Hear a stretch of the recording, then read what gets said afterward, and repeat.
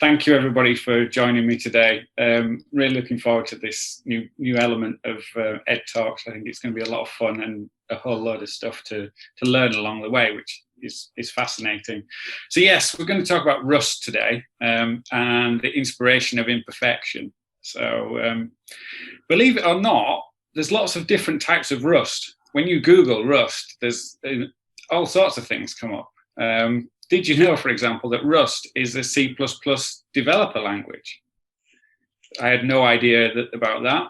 It's also a massive online game that people play. We're not talking about either of those today. We're talking about the things that are kind of grounded in the world around us that we see every day, or many of us don't see, I think, actually. I think it's one of those things that kind of goes by and we don't give it the attention it possibly deserves. Maybe it's just me that's a bit weird and finds it so interesting. But yeah, I'm going to be talking about the kind of chemical reaction between iron in metal with water and air, and what happens. I mean, we call it corrosion, which the second you say that word, people are like, ooh, start to cringe. We're already into the realms of negativity. It's a complex relationship, though, like any relationship. There's positives and negatives in there. But before I go into any slides or anything like that today, I'm going to start with a bit of audience participation. So those who haven't got their cameras on, you're going to need to make sure they're on, because I'd like to see some hands. So when you hear or see rust, I want to see if these words kind of connect with you or not. So the first one is, when you see rust, do you think of decay? Yeah, I kind of figured that would be pretty much that. What about when you see rust, do you think of neglect? Yeah, okay. When you see rust, do you think beauty?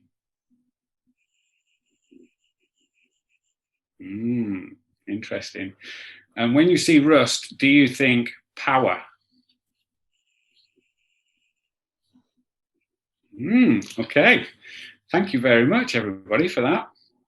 So rust, as Anne's already said, it's probably not something that any of you would associate with me. It's not something that I kind of actively make a thing of, but it's something that I've been interested in for a long time, nearly all my kind of professional career, in fact. And it is the complete antithesis of what I do day in, day out with my branding work and brand development, where we're always showing the best side of a product. And I think from what we've already discussed, just in those reactions to the words, rust by its very nature has got quite a lot of negativity that sits around it. But I also find some amazingly positive things in there. So in the background and what I've got on, you can see a dress code shirt. This came about in 2018. I decided to put my money where my mouth was with my branding work and launch my own brand, which has been great fun and it's been massively supported by Drive. And I'd like to say thank you once again to everybody that has supported me on that. It's been fantastic. But again, it's like, this is textiles, this is technology. This has got, what has this got to do with rust? You're thinking to yourselves, what is he on? Well, I'm going to go into those 4 words and explore them in a bit more detail in a moment, and we'll get into some slides. So I'm just going to switch over to my slide deck. Right, hopefully we're up and running. Can everybody see that? Are we good? Nope. Okay, let me just, right, I'm going to start the slides. Here we go. So I'm going to start with decay. And it's a word that I think we can all kind of connect with: shipwrecks, old abandoned cars, disused buildings, and things that are just generally really, really old, historical artifacts, and things like that. Sometimes hundreds, sometimes even thousands of years old. It's a natural process which develops over time. And that's one of the things that I absolutely love about rust. In the fast-paced sort of world that we're operating in today, I love that there's things out there that still take time and can't be artificially created or sped up, I should say. Should we be seeing your slide now, Andy? You should, yeah. You're not getting them? No. Ah, right, that's interesting. Hang on a second.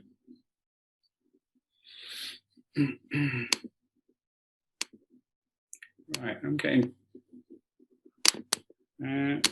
try that. Nope. No, it won't let do it for some reason. I'm getting a failed sharing of screen message. Let me try again. See if that will do anything. Good old technology. Good old technology, yeah. Throwing us a curveball this afternoon. Let's try from the... Ooh, where are we? Boom, boom, boom, boom. We'll go for slides. Yeah. Right, there we go. Okay, right. Where was I?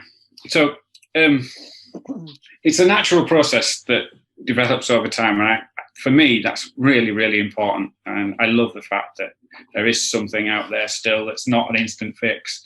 I would kind of draw an analogy to brewing fine wine and whiskey. Some people might disagree with me, but there's an element of not knowing what you're going to get at the end. And rust really kind of epitomizes that. And again, it's quite appealing, I think, when lots of things are very, very linear these days. But thinking about decay, and let's be honest, decay is not something that any of us really like to think about. This year's certainly proved that, beyond all doubt. You know, there's many people that still consider themselves to be immune. It's just not something that we like to acknowledge, I don't think, you know, the fragility of life and things like that. So rust is seen in quite a negative way from that point of view, because it actually demonstrates that, you know, things don't last forever, shall we say. But it's not just personal decay, I don't think. I think it also echoes the societal decay. I think it's a great mirror of our kind of consumerist ideologies in a world in which we inhabit, where we're told that everything should be perfect, perfectly made, perfectly packed, and perfectly fitted to our image of ourselves. Maybe it's just me, but as consumerism has really taken hold of our culture through the 60s and 70s and into the 80s, a time when I grew up, it feels like everything was very much kind of pre-packed and ready to go. I would only say it's been in the past decade that we've seen things really, really start to change, and vintage come into its own as a kind of power for good, and showing that shiny doesn't have to be the only way forward. We've got great things such as upcycling and sustainability that are now very much front of people's minds. And I think we're all a little more environmentally conscious. I'd like to think that some elements of that have come from rust. Have we reached the tipping point? Will shiny suddenly not be so sort of amenable to everybody? I'm not so sure, but I'd love to imagine that the iPhone 14 would be released in rust with scratched glass effect. But then that's probably not likely to happen. Some brands have embraced it, looking at what's going on in the space with vintage and looking how they can make their products look a bit less perfect without kind of jeopardizing the functionality. But I think it's something that we're still a good way from seeing a mass change on. Metaphorically, rust is synonymous with decay, and I'm perfectly fine with that. I think it's important that we have something that we can look at and understand that demonstrates it. I'm drawn to it no matter what. Anyway, maybe a bit like a moth to a fire, but it's always interested me. Another perceived negative has to be neglect, which was the second word that we talked about today. Again, I think this reflects our kind of consumerist culture. You buy it, you own it, then unfortunately people forget it and go and buy another. But it also gives us fantastic insight into what's going on within objects that we create. Rust is, I think, one of the only kind of physical demonstrations of how a product is made up, as it can start with very simple nut or bolt and by the time it's gone through its rusting process, be it intricate, finely woven texture of millions of different colours and a myriad of shapes, being able to see those is, for me, particularly interesting. If you'd have asked me about rust when I was a teenager, circa early 90s, I would have probably come up with some naive sort of comment about it being to do with cars and probably sports cars and neglect and things like that. But it's really interesting, isn't it? When you look around you today, when was the last time you saw a rusty car? So I think that in itself tells us a lot about society and our relationship that we have with rust and consumerism. Like I say, it's complex, or certainly is for me anyway. Neglect and decay are both seen as quite negative. I'd like to think of them as being more contemplative reflections of our world. And so you might be wondering, why on earth would this interest me, and why on earth am I telling you about it this afternoon? Well, that's really, really easy, because for me, there's absolute beauty in rust. There's some amazing things to see. And I'm constantly bowled over by what I come across, sometimes literally on the doorstep. Sometimes it can be on travels, but it's always interesting. And no two bits are the same as well. I'd like to think it was kind of magical, because it doesn't happen overnight and it takes the time. And it's this demonstration of what's going on under the surface, with all these different colours suddenly coming from seemingly nowhere. It's I don't know. I think some of it is this juxtaposition of where does the rust take hold in an object? Because you look at some surfaces and it can be seemingly random where it started to rust. And I'd love to kind of know a little bit more about how that happens. Is it just pure happy chance? Is it that kind of magic thing that, or is there a much more kind of an organised thing going on below it? I'd like to hope it's the randomness, because that kind of connects with my spirit, I guess. I don't know. Like I say, my relationship with rust has been heightened through the work that I do. I think we all spend a great deal of time and effort developing the finished product, whatever that might be. We build it, we refine it, we covet it, and then we protect it once we've done all of that. The amount of craft, passion, ambition that's concentrated down into those small details of everyday objects is absolutely immense. But when those objects are new to us, we put them on pedestals. And unfortunately, there comes a point that comes incredibly quick, I think, these days, where these things are superseded or just become part of our everyday and don't get that love and care that we once had for them. We leave them, we neglect them, and they decay. I once thought that was it. That was the beginning of the end. Rusty cars, etc. Naive teenager. But now I know it's the beginning of a whole new chapter. A chapter that's fascinating to me because it creates just stunning pieces of art almost, I think I would go so far as to say. It's a process that's outside of our control, as nature makes its mark on our creations. And I'm genuinely torn about what the most beautiful aspect of that relationship is. Clearly there's environmental concerns there and issues that need to be addressed, but there's beauty as well. So I find myself asking, where does the beauty lie? Is it in the design and the development of the original piece, or is it elsewhere? I mean, there certainly is where we spend vast amounts of time creating these objects, thinking up new and exciting solutions, innovating. We're kind of pre-programmed to do this. It's in our DNA. But when you look at the after effects, when our creations are left alone in the world, there's another type of beauty at work. Something special, and it really does inspire me. It kind of spurs me on as well to never give up, because nature is relentless, and whatever we do, it ultimately seems to come back and have its say on what we've done.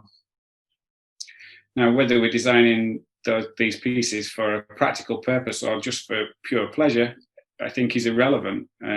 It's nice that we're now seeing some of that transition across, where rust would have always been seen as neglect and decay. It can now be the starting point of some installations. So there is movement. But looking at the world at large and what's left behind and how we kind of take some of that for granted, it really does fascinate me. Because there's amazing things that are happening as you know, seemingly simple shapes are distorted out of all recognition. Colours that we would never associate with things appear, and that depth of colour, you know, I think we are only too easily to say something is rusty and assume that it's just brown. When you actually go and start looking at a rusty object, there's almost every colour of the rainbow in there. And again, I guess that's just, for me, what makes it magical. Where are these colours coming from? How does that happen? I understand that it's a process of degradation, but I think it's also quite amazing in terms of some of the things that it's creating along the way. So all of this rust is happening over long periods of time, and as I've said, I really like that. I believe it grounds the process and gives it sort of strength, which brings me on to power, and something that nobody said that they connected with rust earlier on. I believe that rust and weathering is the greatest demonstration that we have of humanity's battle with nature. We talk about circumnavigating the globe, exploring the universe, and many, many other spectacular achievements that humankind has made. But I think underneath all of that, we have an inherent kind of power struggle with our world, a place that naturally brings us so much joy, amazing food, and has sustained our lives for thousands and thousands of years. Yet for some reason, we believe it's there to serve us, and we don't kind of have the respect for it, I think, that we should. It's like it's there to do our bidding. We decide what goes where, and our expectations of what it should provide and how it should replenish is astronomical, really, when you look at the level of neglect that we show it. For me, rust is a fantastic illustration of this, and why that sort of thinking is outdated and wrong. I'm not naive. I mean, I know we have achieved fantastic things as people on this planet, but when they're left to the planet and they're out there and Mother Nature sort of starts to look at them, there's only ever one winner. And I'd love the fact that rust is a great visual demonstration of this. It shows no preference or sort of subservience to anything or anyone. It just happens, and it's there all the time. I think the most magnificent and, for me, probably extreme example of this would be in Chernobyl. And I'm not sure if anybody has seen the David Attenborough documentary on Netflix, A Life on Our Planet. But he does an introduction where he's walking around Chernobyl, and that area that mankind made uninhabitable for ourselves through, you know, number of disastrous things, nature is recolonized. And it's not just recolonized in a small way, it's recolonized in a major way. There's a forest growing in the middle of the city of Chernobyl. It's worked its way through all the steel and the concrete, and there's huge trees there now, which for me is just so impressive. Like I said, it's a complex relationship that I've got with rust. It inspires me. There's positives and negatives. There's some big concerns as well. But most important for me is that it presents this unique sort of snapshot of the relentless power struggle that I think mankind has with nature.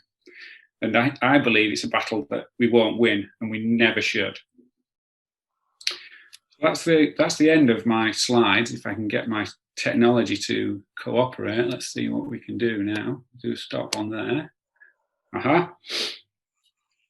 So I hope that you've enjoyed that brief insight into my relationship with Rust and the things that it does for me. I'd just like to finish today with an online definition that I found in the Urban Dictionary.